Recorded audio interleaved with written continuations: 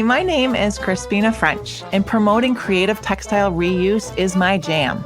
I'm an OG textile alchemist, worked my way through art school making ragamuffins from thrift store sweaters way back in the 1980s.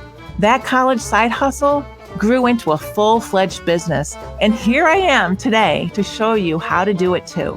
Stick around for all the things helping to navigate both the chaotic and dreamy chapters of building your profitable textile upcycling business.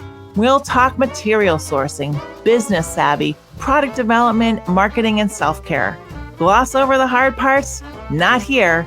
Experience, lessons, and know-how. Deep dive into the struggles, wins, and rewards of running your sustainable textile upcycling business. Think of this as your favorite craft class mixed with environmental business school. Are you ready to be inspired, energized, and supported?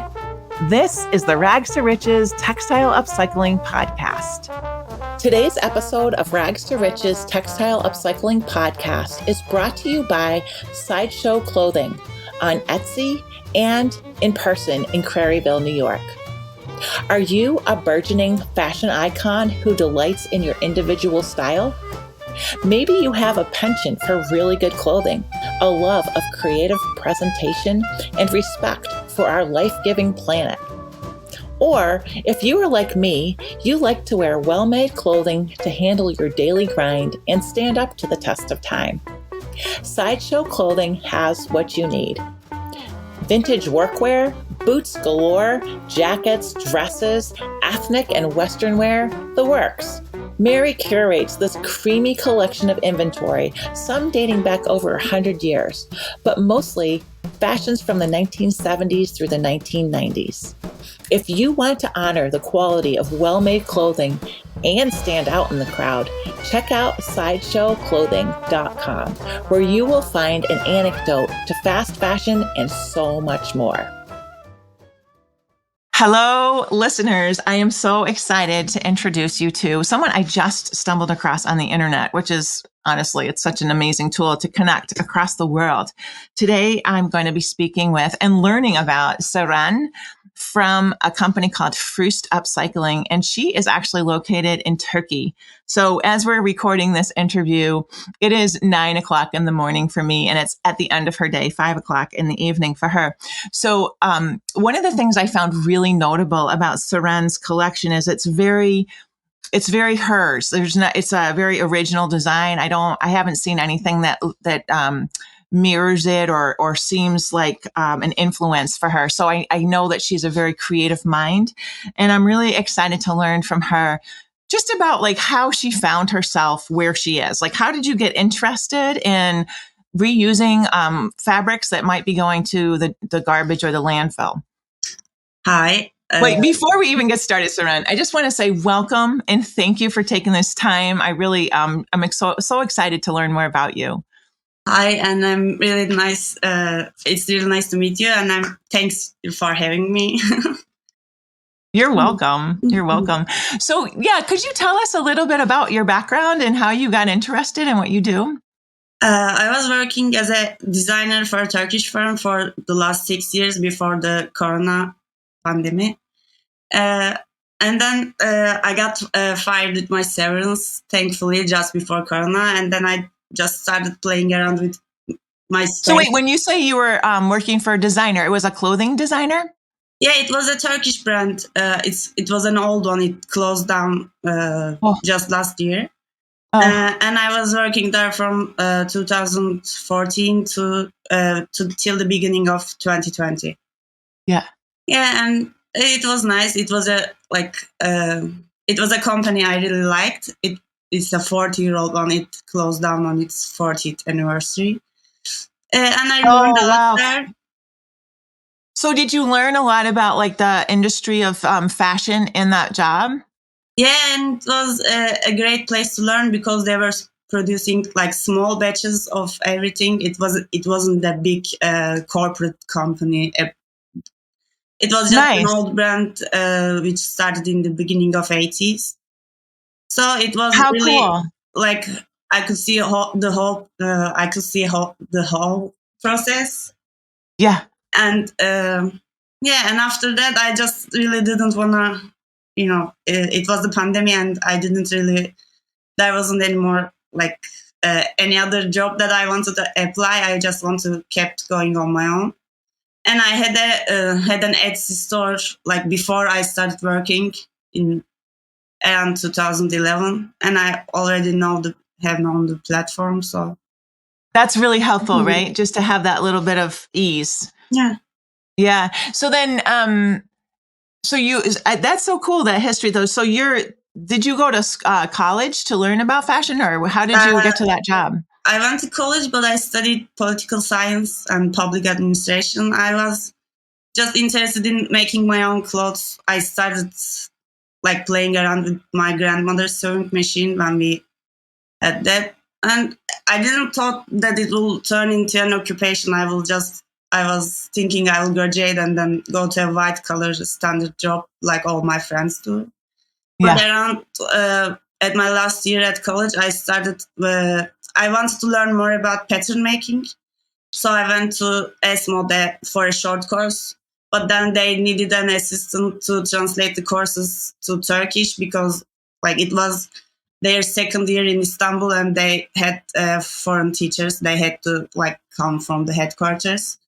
So I started translating there and learn more about pattern making, and then like decided that I wasn't going to like go search for a white collar day job.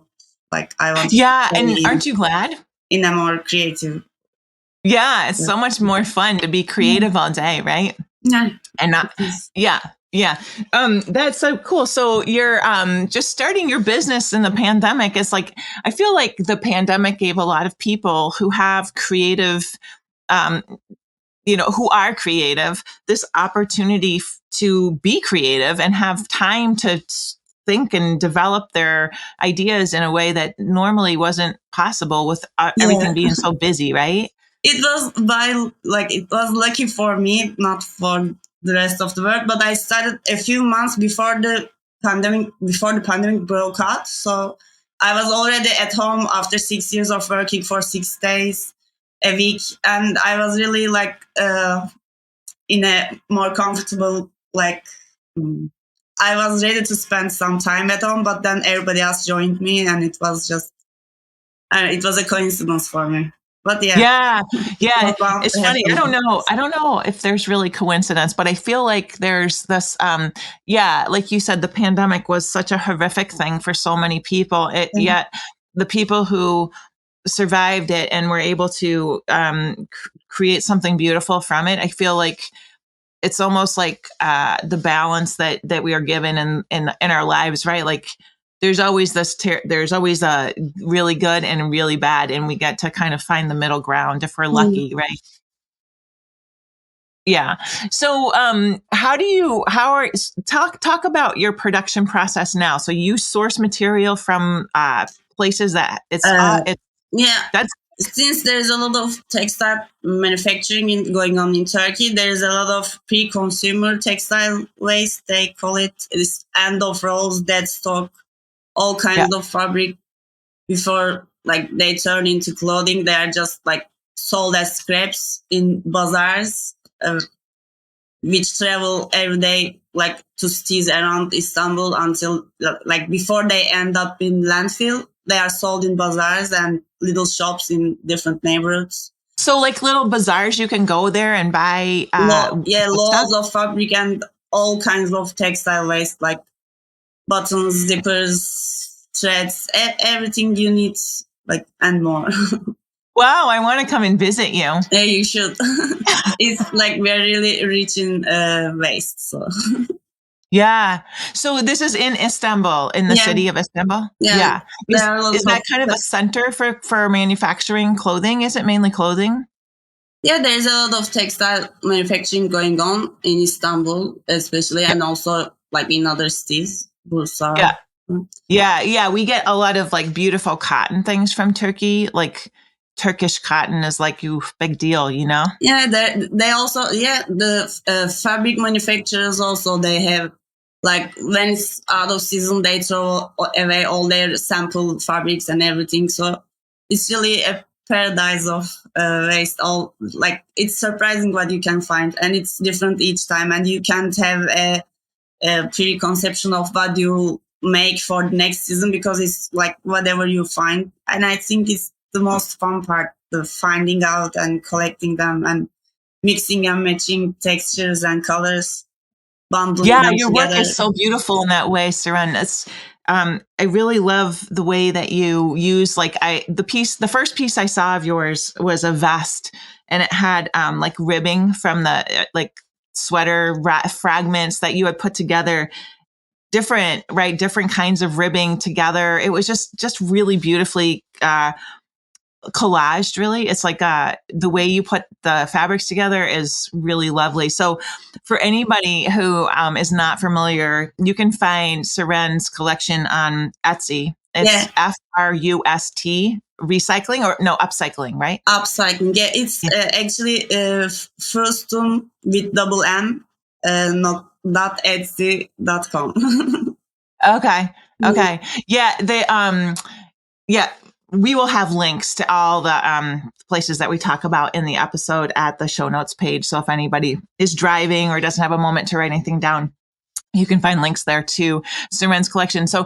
Um, so when you how were you? Did you initially get interested in the upcycles factor just because it was accessible to you and it was in?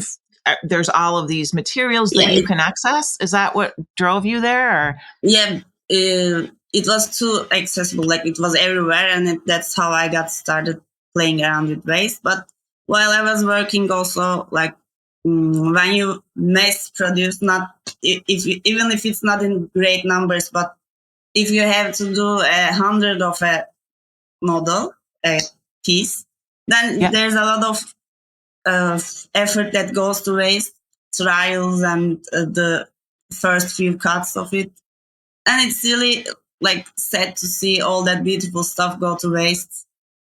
Yeah. And I think I was a bit embarrassed, like to be in the fashion industry when it's the second most polluting one, and it's not really like, it's just fun, but it's not essential. So Yeah. it's like a way of, I don't know, compensating for the more like, I don't know, negative parts of the industry. Well, yeah, it's true, right? It kind of balances out when you are able. I feel like that with my work a lot. Just there's a couple things like for myself, like okay, there's all of this waste, but if I can just like circulate some back into what's maybe seen as not waste, right? Like new things that people are drawn to. I think the other thing that happens, I think, is people see, even people who are maybe not drawn to upcycled material just for any particular reason, but someone sees a piece that you make and they're like, oh, that's beautiful. And then as an afterthought, they say, oh, it's made out of waste material. How, like, they might have never thought of that before. So it's almost like each piece that goes into the world is a teacher. Yeah. Right. And there's like this opportunity for anyone who's upcycling in a production way to actually spread the word without saying anything, right? Just making product that people buy and wear and use, and their friends and their circles of people see it and then are influenced by it. So I think that's really super cool. Yeah, it's great that they are spreading out and yeah, just Yeah. keeping it, like keep doing it slowly. Yeah, and I think the thing that textile upcycling, I wonder if this is something that you feel too, like, in our culture for sure, like we get inundated with all this negativity about, about pretty much everything, but there's the environment is falling apart and all the animals are dying and there's invasive species in the forests and there's just all of this doom and gloom and the weather patterns are all screwed up and people are going to be drowning and blah, blah, blah, blah, right? All this terrible stuff. But when you can take and use your creativity and it's joyful, right? Like it's almost the same as using that material to kind of balance the negativity of the fashion industry. If you can create joy with making with waste, you're balancing the negativity of like the doom and gloom promotion of our environmental crisis, Yeah, right? it Like gives hope. Like even if it's a little bit. Yeah. Yeah. Everybody has the ability to contribute to the solution. Yeah. That's cool. So do you sell your work? And so talk about your collection, first of all. Like I've seen it, but I think most of our listeners will be new to you. So talk about how you design your collection and what kind of pieces you make. Well, I have a few favorite patterns that I use. They are mostly multifunctional, like you can wear it both ways, like with a V-neck or a scoop neck. And I just apply those patterns to the bundles of colors I make, and then I collect the little scraps and just design around them. Like whatever I have left as cutting waste, I have to work around it. So I try to minimize the scraps I throw away. I don't usually. I keep even the little tiny trimmings, and just, they pile up and then they meet each other, and then I just design around whatever I have. So it's not really like I draw some of them, but then it just completes itself. I guess I find out with the process. Yeah. It's so cool, right? It keeps it so interesting. It's never boring. There's always a new thing to incorporate or a little different. Like every single thing is different. It's never. And there are like little pieces of waste, but like cutting waste that I have to like use because it gets piled up. So I just work around with the little piles I have. What do you do with the littlest pieces? I stitch them together into little patchworks and use them around, like when you have like really limited amount of fabric and the pattern doesn't fit it, I just do tiny patchworks around the edges to cover the pattern, and then use it to like you make your fabric bigger with it. That's so cool. Yeah, thank you. That's awesome. What a great, I need it a little bit bigger. Hold on a second. And you just make it bigger. That's so beautiful. Very creative. That's awesome. If you're just tuning in, we are talking to Seren from Frust Upcycling, and we are going to take a quick break and we'll be right back. Today's episode of Rags to Riches podcast is brought to you by the Stitcherhood Recycling Society, my online membership community for creative textile upcycling, recycling, and reuse entrepreneurs. Inspiration, shared experience, tutorials, business savvy, and connection to a whole posse of people who understand the passion and intricacies of running an environmentally kind, creative textile upcycling biz. Daily posts, weekly stitch hours, book recommendations, group chats, member profiles, and strong connections is what you can expect when you join Stitcherhood. Head on over to stitcherhood.crispina.eco and sign up for a free 7-day trial to see if my Stitcherhood Recycling Society is a good fit for you and your textile upcycling business.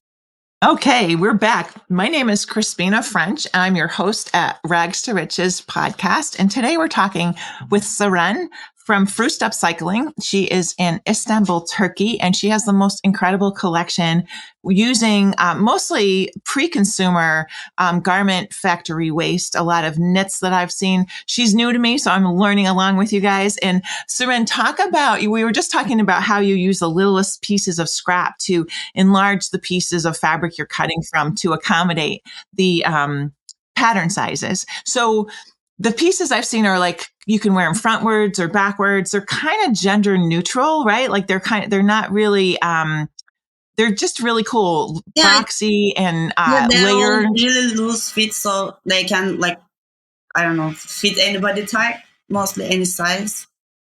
Yeah. And, I try to be more gender neutral, like more unisex as much as I can be, but I don't know.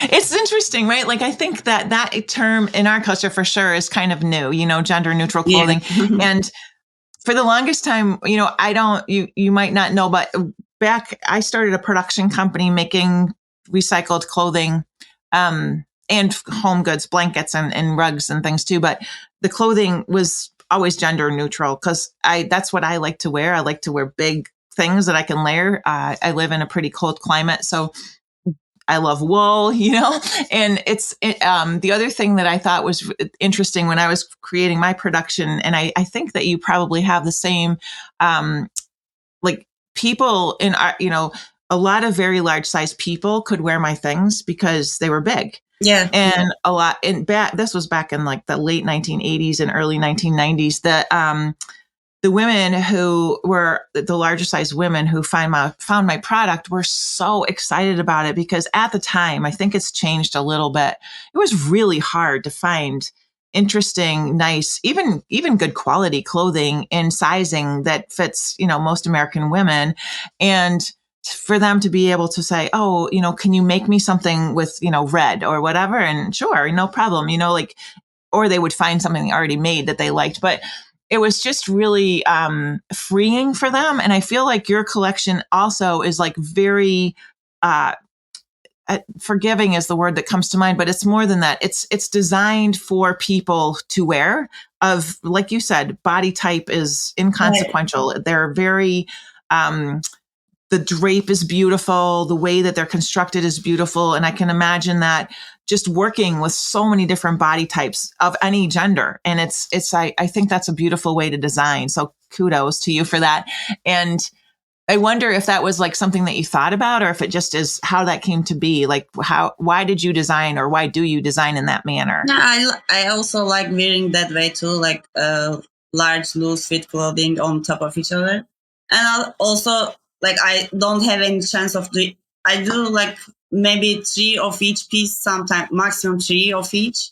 Mostly they are just one of a kind, and I wanted them to fit like anyone who might want to wear them, not just small or medium sizes, but as much as people as possible. So yeah, and it's funny, right? From a business standpoint, it's really good as well, which was kind of, I think, where I kind of started with it, because if you're because you're limited in your batch runs, you have to have, I mean, you don't have to have, but if you have free sizing, then you don't have to have small, medium, large, extra small, whatever. Like, it's just here, this is the size. Yeah, and also it means more ways to like grade the pattern and then just cut accordingly. I just do it as large as it can be according to the fabric size I have.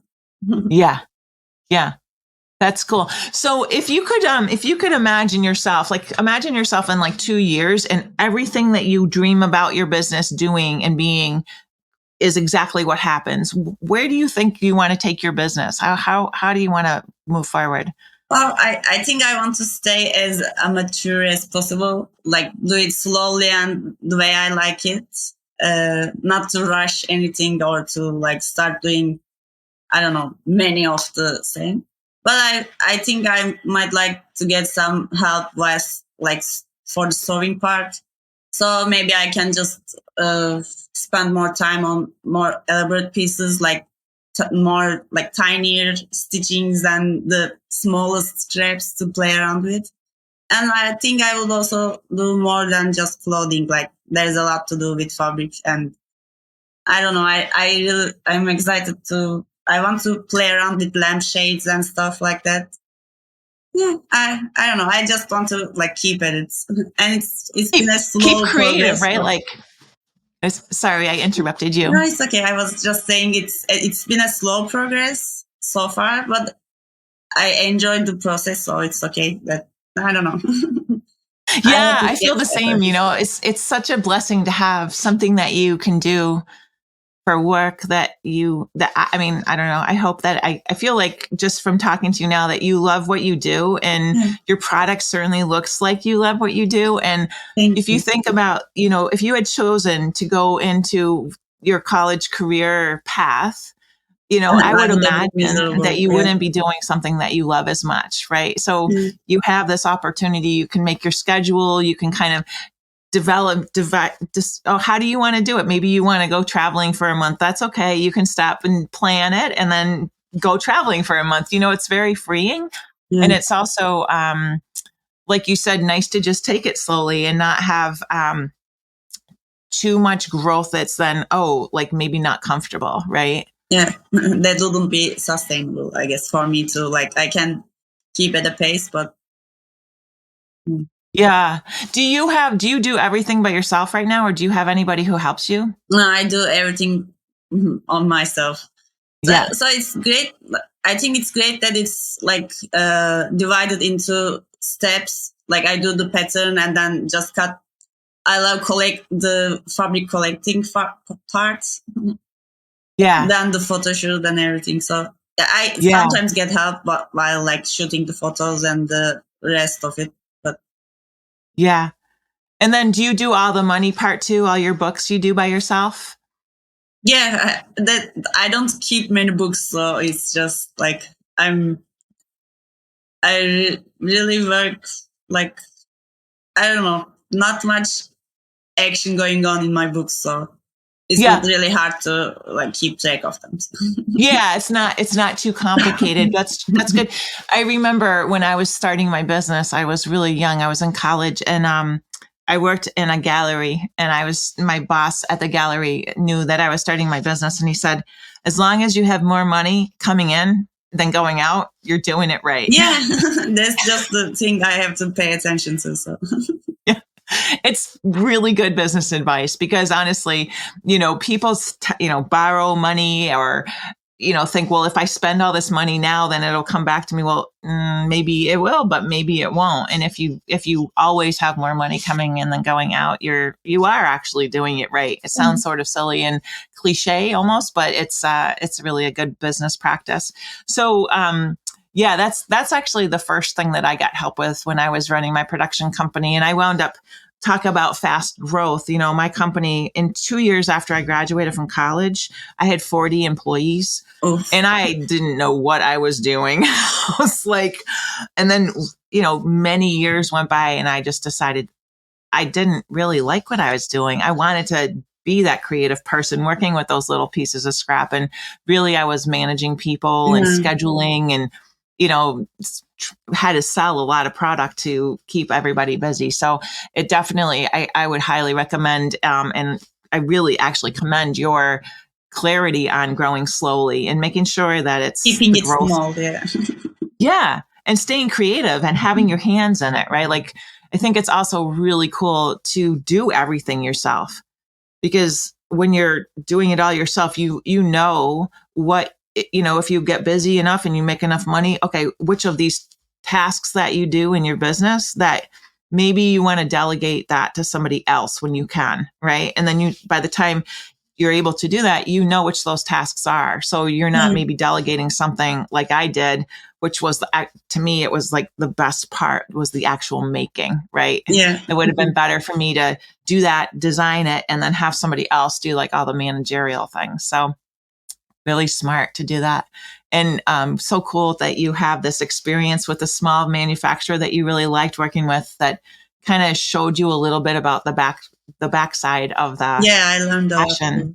Yeah. Yeah, how cool. So, Seren, is there anything that you would like to share that we haven't talked about that's important to you about your business or things that you think other people might like to learn about your business? Oof. I don't know. I just try to like keep it small and slow and doing as like lovingly as possible. And not much really. Sorry. That's so cool. I just think that's so beautiful. You make your things with as much love as possible. So do you sell your work anywhere other than in your Etsy shop? Do you have any shops that carry it or anything like that? Not yet. Maybe later. Like I might think about that, but it's just my Etsy shop for now. Perfect. That's in it. Like, again, simplicity. If it's working, that's beautiful. And I think that's really, really cool. Well, I would like to just share with our audience that Seren's collection, Frust Upcycling, is really beautiful. It's on her Etsy shop. Again, links are on the show notes page. And, working with mostly manufacturers' waste, right? Like not too many. Do you use post-consumer waste at all or just? I did at the beginning, but I just like ran out of all of them and I just use pre-consumer waste for now. Yeah, I think it's also nice to have the ability with pre-consumer waste. it's possible to make more than just exactly one sometimes, depending upon how much waste you can locate. But, in your situation, it sounds like you can do small, like batches of a couple, maybe 3 pieces that are similar. Yeah, that's cool. But, and then when you photograph your work for your Etsy shop, do you photograph each one, or do you photograph one and say there's 3? Sorry, I didn't get the question. So one of the things I think a lot of people, especially solopreneurs, struggle with is photographing their work to sell online. Like they don't think of it as an expense, and it is a bit an expense. I'm sure you spend a lot of time photographing your things. Yeah, right? I do actually. And they're beautiful, and it's I really enjoy it. That was the part I hated the most at the beginning, but now I just started to enjoy it more. Yeah, I photographed them myself, using myself as the model, sometimes a friend. Yeah, it's an expense, and it's time consuming. And if you don't think of it as something that's part of your selling process, then your product, maybe you're not selling it for enough money, right? Like, if you think, oh, this is how much the materials cost, and this is how much time it took me to make this garment, but you didn't think about how much time it took you to photograph it and post it, then your pricing could be inaccurate. Like adding the measurements, the pipe. All of that, right? There's a lot to it. Yeah. I mean, sometimes it takes as long as it takes to make the thing. Yeah, almost. Right. And so one of the things I think is really important is to take that into consideration and make sure that when you're pricing your things, you're considering all the things that go into listing and selling a product. And so most of 2 things. One is when I was running my production company, I was able to make pretty big runs of product. Like I made blankets that were made out of patches, and they were all made out of recycled wool sweaters. So I would sell blankets to big retailers. I'd make 100 of the same blanket. And they weren't exactly the same because they were slightly different, but I'd have, blue and green checkers or whatever, checkered squares on a blanket.